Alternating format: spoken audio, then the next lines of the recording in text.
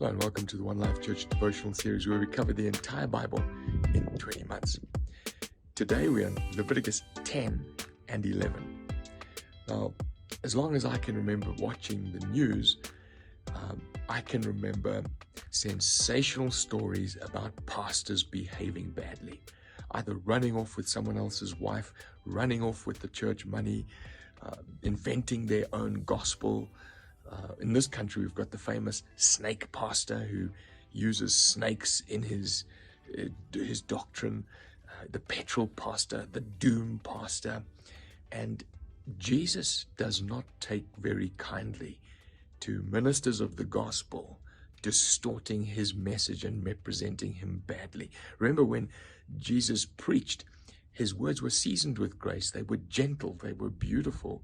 And yet when he spoke to Pharisees and Sadducees, he's used words like, you brood of vipers, you whitewashed tombs, you hypocrites. Why? Because God takes very seriously those who presume to represent him and represent his words. And if you are leading thousands of people astray, God has a very firm word for you. In fact, James, the younger brother of Jesus, says, not many of you should presume to preach in the book of James, because you will be judged more strictly. Now, that gives us a little bit of context into what happens in chapter 10 here. So Aaron has these two boys who are fooling around in the presence of God. I can imagine them lighting firecrackers, joking about the presence of God. And this is what it says in verse 1 of chapter 10.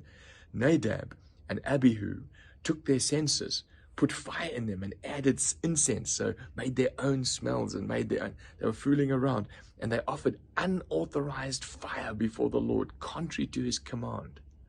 So fire came out from the presence of the Lord and consumed them, and they died before the Lord. You might say, God, isn't that a little bit harsh? These are little boys. Now, these are not boys. These are preachers. These are representing God to millions of people.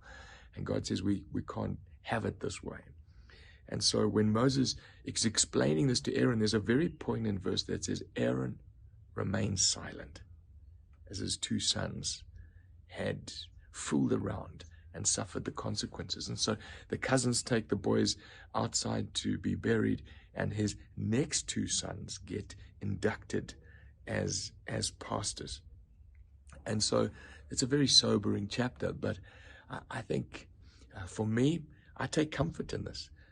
That God doesn't let imposters, hypocrites, and false teachers go on forever. He brings them to book.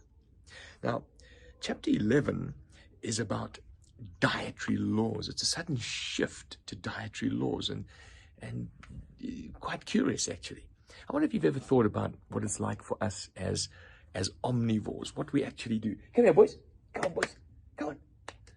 We have this strange, come on, boy, come on, tendency as omnivores of not only eating vegetables, but taking animals, killing them, ripping their skin off, chopping them limb from limb, and eating it.